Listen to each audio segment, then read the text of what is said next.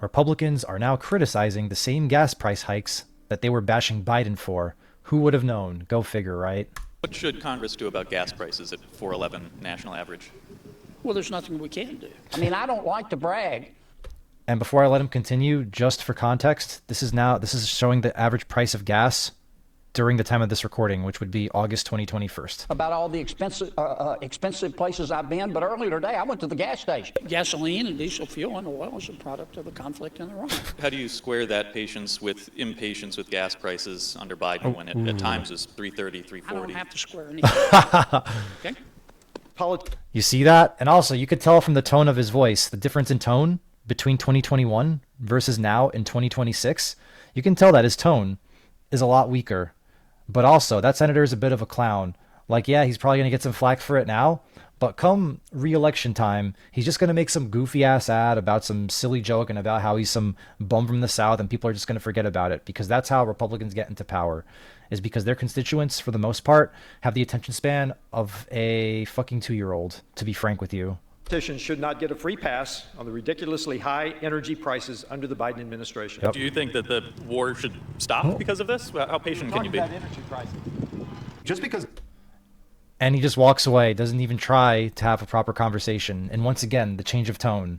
See how he's more aggressive in 2024 when it was still under Biden, but then it's Trump time, and he's just kind of whimpering and trying to walk away as fast as he can, not even looking into the camera. Gas prices have come down a little bit. They're still really high. 430 gas prices. Do you think the war in Iran has gone on long enough?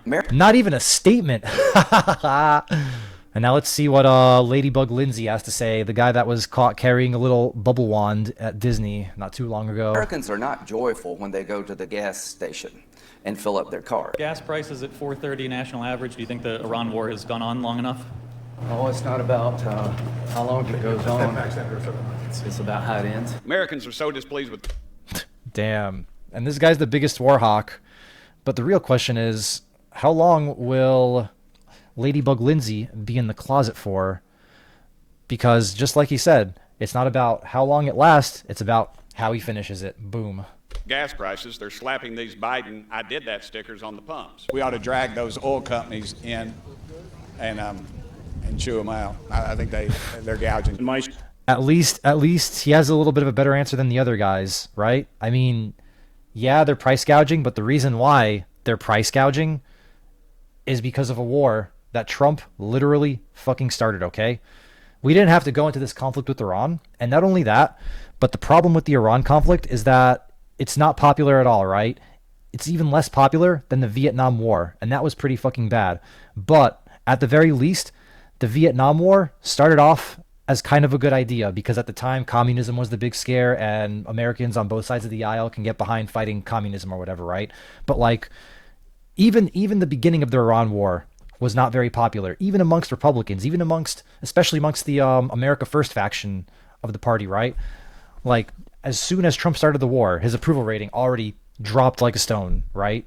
So this is by far the least popular war that America's gotten into in the 250 years that America has been a country, okay? So that's how much of a joke this war is, and it was also poorly planned out, because when you think about it, the reason why Iraq was easy compared to Iran was because Iraq is open desert, right? Open desert, easier to send ground troops there, and it's easier to fly right into Baghdad. And Iraq was very unpopular too. It was pretty down there in terms of unpopularity. And, you know, at the very least, Iraq was pretty easy. But the problem with Iran is the terrain. Like, we're not even getting to the Strait of Hormuz, which I will talk about in a second. But the terrain, the fucking terrain, makes it almost impossible to get boots on the ground. Tehran, the capital, is literally surrounded by mountains. So a ground assault is almost impossible, no matter how strong the attacking army is. And when you have such strong terrain like that, such strong natural terrain, a lot of mountains and whatnot, the defenders have a significant advantage, okay? Significant advantage. In war, a lot of wars are already defender-sided to begin with, but this gives them an even extra edge in terms of being defender-sided, right? Regardless of who the aggressor is, even if it's the United States with one of the most powerful militaries in the world, right? Doesn't matter. And then there's the fucking Strait of Hormuz, right? Iran has most of the strait, and that strait is small enough that you could literally swim across it Okay, you can literally swim across the goddamn strait, and Iran has most of it, so they can easily open and close it as they wish. And they've already done that, right? And we're already seeing the consequences of those actions, okay? We're already seeing the fucking consequences of this so-called attack on Iran, okay? So because we invaded their country, they closed down the strait where 20% of the world's gas was flowing through, which you've all probably heard by now. And but not only that, but a shitload of fertilizer comes through that strait as well, which American farmers purchase to grow their crops, is being blocked out. Okay? So this is why the Iran thing has been just a complete fail from start to what it is right now. Okay? And no matter how much the administration tries to say it's a win or whatever, it really isn't, because it's going to cost Trump seats in the midterms, and not even these diehard Republican senators and congresspeople that we're watching right now can even try to justify it in any meaningful way. Like when they talk and when they try to justify the gas prices, their voices are drastically dropped. Like they're like little fucking pussy ass dogs with their tail between their legs. Okay, that's the problem. Okay, that's the big problem. So not even Trump's loyalist base is on board with what the fuck's going on right now. But let's continue this video of pointing out the hypocrisy.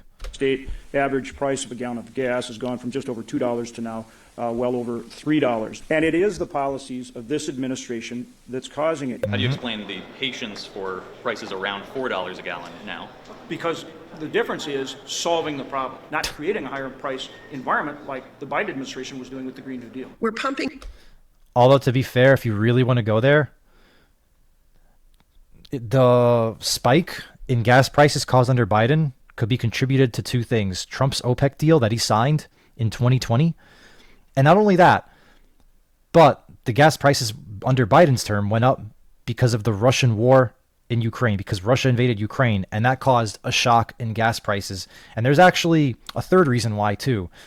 And the third reason is because the whole world was dealing with record inflation because of COVID. And who was president when COVID first started? Trump was. And what did he do? He mishandled the living fuck out of COVID. He disregarded Obama's playbook and basically turned it into a political thing. He turned it into a huge political thing instead of trying to unite the country and telling everyone to, social distance and stay at home for a couple of weeks. We could have curbed the COVID pandemic a lot sooner and not have all these inflationary events happen if we just took the pandemic more seriously when it started. Okay, so that was also a fallout from COVID, which again was indirectly caused by Trump.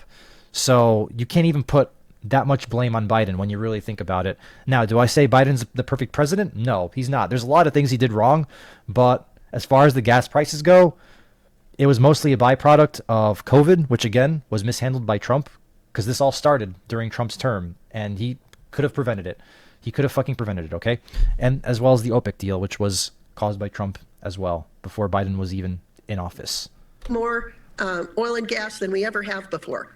Well, then why aren't prices coming down at the pump? Gasoline is a commodity that has a worldwide price structure. So I have patience for now. Buttigieg is talking Short-term pain for long-term gain. That's what she's trying to say. about Teslas and battery-powered cars while the American people can't afford gas. We'll get gas prices down. It's just we're going through the important resetting the stage on Iran.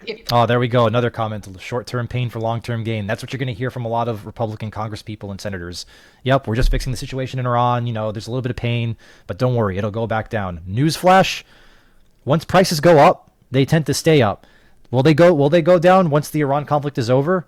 Yeah, yes, but they're not going to go down as rapidly as people expect it to be. It's going to be like a very slow burn. Like they might shave off 10 cents a gallon every 2 weeks or so, as opposed to right now where you're literally seeing gas prices go up by 50% overnight, where you're seeing $2 a gallon suddenly becoming $3 a gallon the next day.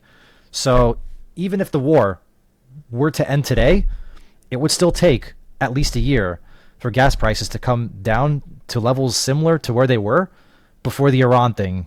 And that's going to be way after the midterms. Like, this issue can still single-handedly cost Republicans the midterms, even with all the gerrymandering that's going on, and even with the Supreme Court striking down the redistricting in Virginia. Even though Republicans are expected to now gain like 10 seats in the House or whatever because of all the gerrymandering, they're still going to lose out overall, okay? But that's a different topic for a different video. Let's just finish watching these guys spew their nonsense or whatever. If you've got a job, you have to travel to your job. That means that it's going to cost you more to travel. It's a small price to pay whenever you consider that he's saving millions of lives in the future. Record gas prices. Yeah, small price to pay when a lot of people who don't even have like $2,000 for an emergency are now spending an extra $200 a month commuting to work. Maybe even 200 to 400 in some cases, right? So you have that, and people are just feeling the pain even more and more. And that's not even counting the cost of living increases caused by the tariffs since last year, okay? So let's chill out with that rhetoric, okay? They're down a little bit, but nationally 60% higher than they were when Biden took office. What do you hear from your constituents about gas prices? Do they also see this as just a short-term thing? I hope so. I mean, that's one of the reasons I'm communicating this. We have to This do guy's this. stuttering. But yeah, you noticed how in that last clip, the guy was talking with so much conviction and being like, yeah, fuck Biden or whatever. But then now he's literally stuttering and pausing and whatnot. Like, he doesn't even have a proper defense for this. Most of these people don't have a proper defense for this. Like, they're literally just stuttering, speaking in a low tone, or just straight up walking away or saying, I don't have to square anything away with you guys. Do you see how sad that is? But now, to wrap things up on a little bit of a funnier note, here's this clip. It's a little funny. Oh, Trump, you are my daddy. Yeah, I do anything to make you happy. That's enough internet for me for the day. God. Yeah, I agree. Yeah, that's enough internet. That's enough. Saying that publicly on camera. Yup. For the world to see. Yup. You couldn't pull that type of information out of me, guys. Yeah, that's DJ Soulchild, and I couldn't agree anymore. That's more than enough internet for one day. I think after this, I'm just going to go to the fucking sauna or whatever. But I wanted to talk about the clip that he stitched in the beginning of the video. And here's the humiliating part, too, right? It's still in the same line of hypocrisy as what these guys are talking about in terms of gas prices, right? So these guys, these obese guys that are part of the same party where you have men saying, oh, yeah, we're masculine, we're going to show you traditional values, we're strong, whatever. Those guys that were just singing about Trump being daddy, think about it, right? Does that display any sort of masculinity to you? Just look at their fucking bodies, okay? They're not muscular. They're morbidly obese. They obviously look like they chug down like fucking 10 packs a day. And they're literally singing about another man. And not just singing about another man, but they're fucking calling him daddy. Does any of that scream traditional, manly, conservative values or whatever? No, that shit is like... that shit is like so hypocritical, okay? That's even worse than fucking soy boys, okay? Like you can give liberals all the shit you want in terms of like being soy boys, they color their hair or whatever, but at least they're not preaching about being manly men or any of that stuff, right? They're not talking about traditional manly values, and they actually speak what they believe in. Instead of like a lot of these MAGA grifters where they talk about traditional values, but then they don't preach or they don't do what they preach essentially, right? And then before I end things, all this shit also makes me want to point out the whole Charlie Kirk thing, right? Remember when Charlie Kirk got assassinated and people were celebrating it, MAGA and other Republicans and conservatives or whatever were like, oh yeah, those people that are celebrating his death should be fired. They should be shamed on the internet or whatever. But then you have Trump celebrating the deaths of not just Rob Reiner, but also Rob Mueller. Funny how it's both Roberts, by the way. Kind of coincidental. But you see him celebrating the death of not one, but two people. And each time, nobody condemned Trump on it. Nobody in right-leaning spaces even tried to challenge Trump on it.